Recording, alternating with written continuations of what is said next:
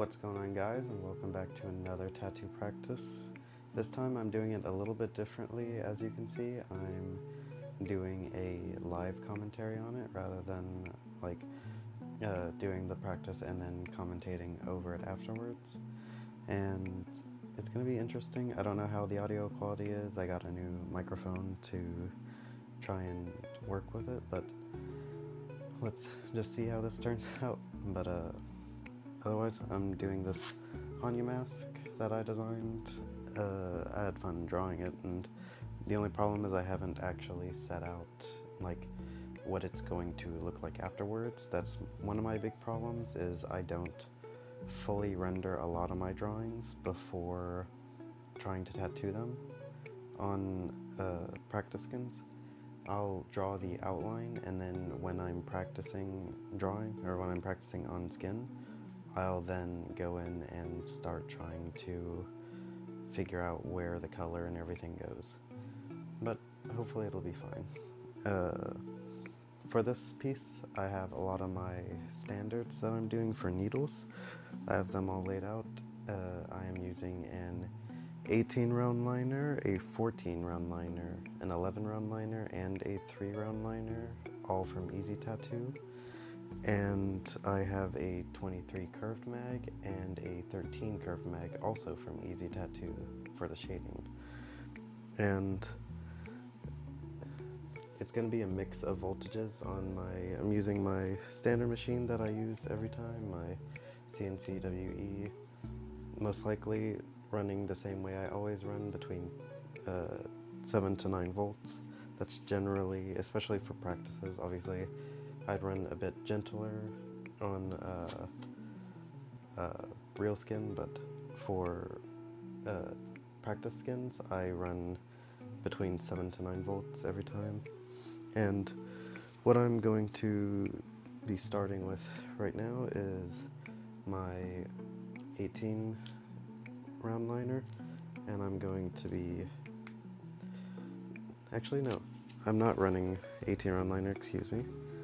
I am starting with my 11 round liner and doing the same thing I normally do, which is starting at the very bottom, lining up towards here, getting all of these smaller lines in the rope of the Hann-ya mask down at the bottom first, moving my way up this way on the piece, and then switching out needles afterwards.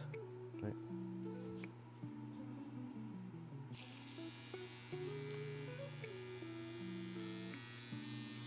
Turning it up to about 9 volts.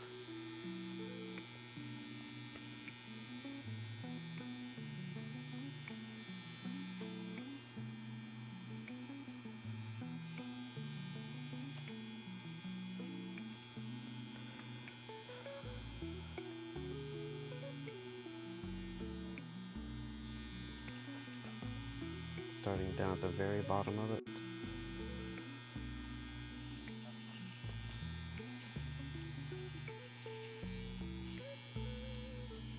I have ink all over me.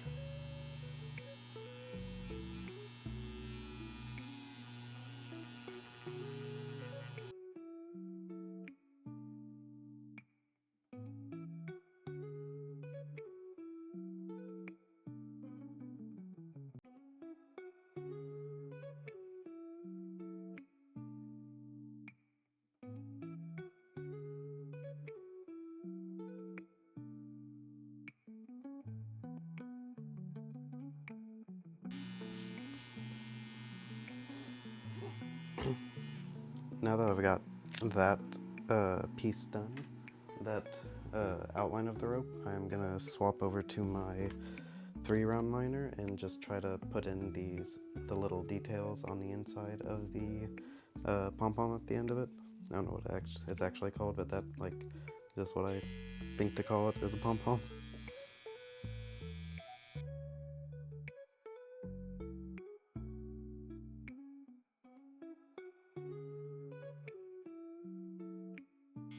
Alright, now that that one rope is done, my next goal, I believe, is I'm going to swap to my 18 round liner and get the bottom of this jaw and chin finished.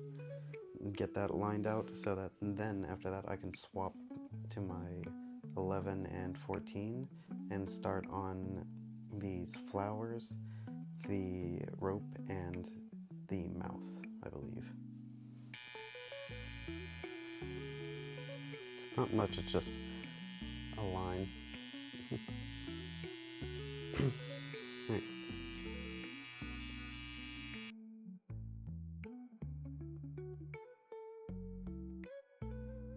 Now that that's done, swapping back to...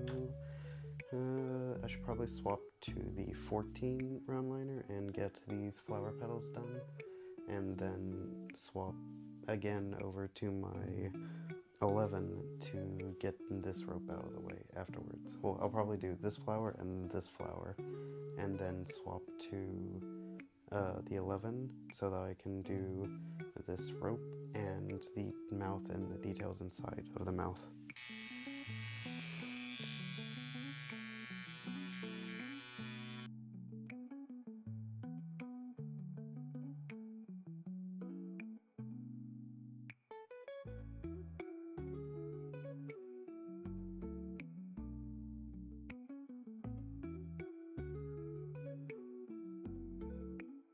Now that those are done, I'm probably going to swap over back to my 3 round liner so I can get the small details in here and the 2 details above the lip of the mask, and then swapping again to my 18 round liner so that I can get all the lines up through here, put that outer tooth as well, because all of that is done with the 18. Take it probably all the way up to the horn, most likely, if not past it, because all of that will be done with the 18, and also get the ear on this side so that I can then go in and start doing the rest of the small details on the outside.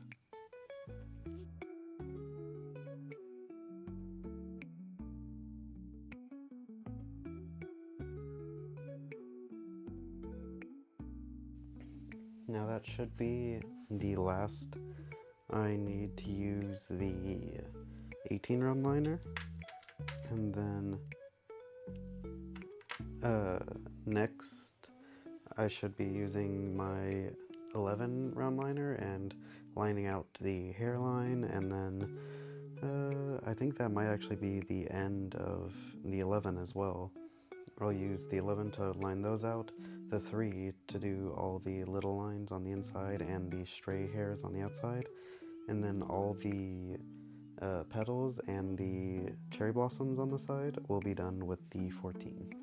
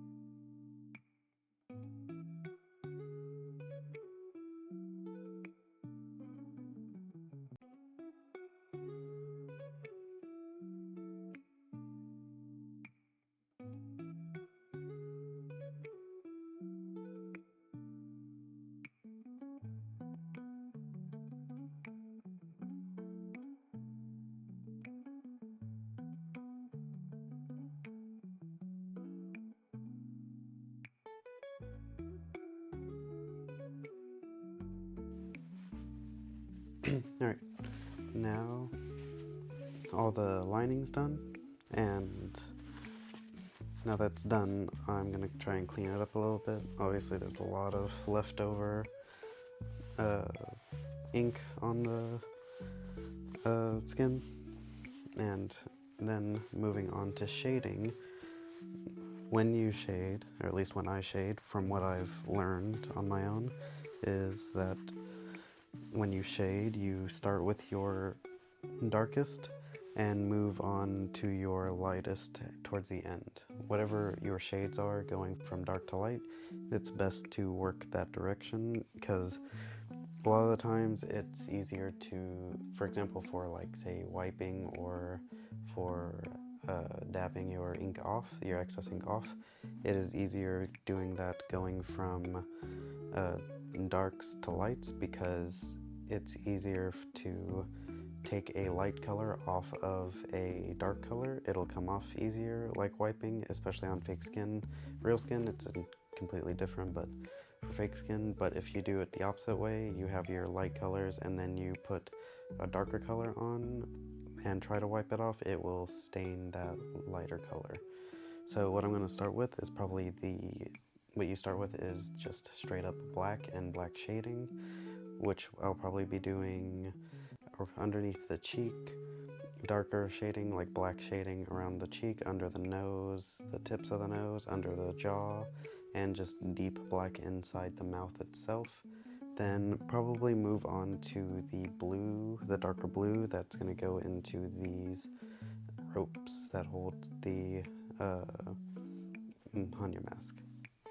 And if you need to, like especially working with fake skin, if you have messier gloves, like mine are starting to get a bit messier, like on the edges and stuff of it, you might need to change gloves so that when you rest your hand, when you put your hands down on that, you aren't still, because like if I put my hands down, I'm still leaving back behind a little bit of black, which kind of sucks, but yeah. Gonna be swapping to my 23 curved mag for most of it. I might actually use my 13.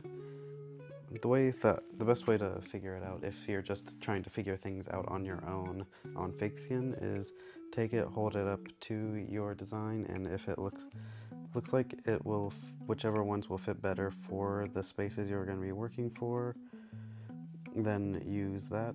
I personally think that the 13 curved mag will work better for the interior of the mouth than the 23 will.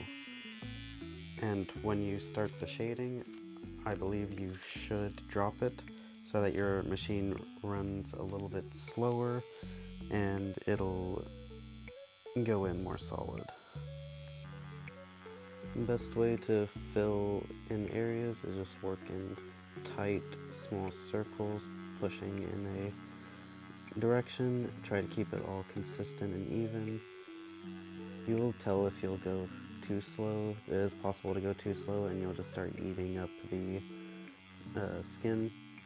I've done it plenty of times. In some of my practices, you'll see that I'm eating up the skin as I'm doing it, and it sucks, but it's just something you learn.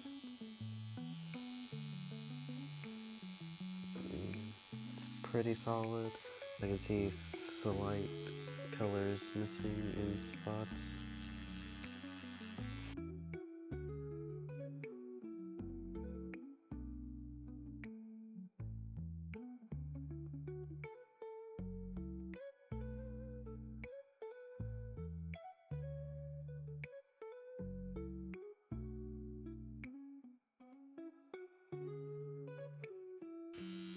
Now I've mostly got all of my black done. My next section I believe I'm going to work on is going to be, I think, trying to essentially get most of the ropes done by taking my dark blue that I got and going through and shading them out before adding in the lighter blue that I have later. Basically adding another layer of shade to it. A good thing to also do is every time you swap color, personally what I do is I also swap I cut a few lengths of paper towel for it, because if I don't, then sometimes there'll be a buildup of color on the other one that when you wipe, it'll just leave the color behind, and it especially sucks if you're doing it the way I do it, where you go dark to light, because then you're gonna spread dark color over lighter color, and it's gonna stain it, and it sucks.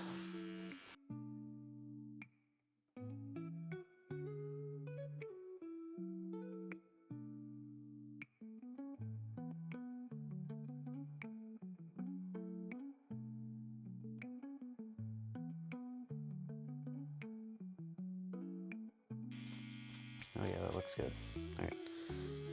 If you're not sure how a color is going to turn out, the best thing to do is do a smaller spot of it, and then if you like the way it looks, then continue on what you're doing, but obviously if you don't like it, you can then try and adjust color later.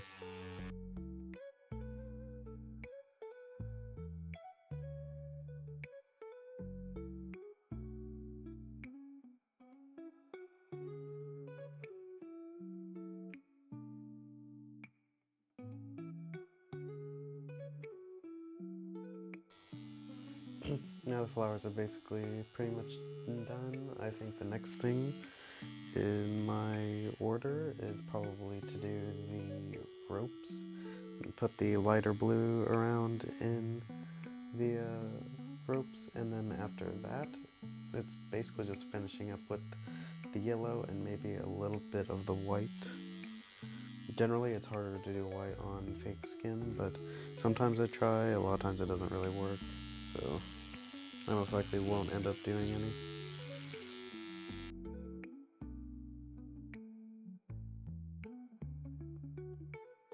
Now that the ropes themselves are done, I think the next thing to move on to will be the eyes, which I'm gonna try. I don't know how well it's gonna work, but I want to try to do a slightly darker yellow on the bottom. If I need to, I might dip into some red for it to like make it a bit more orangish and stuff, and then a normal yellow on top to try and create a uh, uh, kind of shaded effect.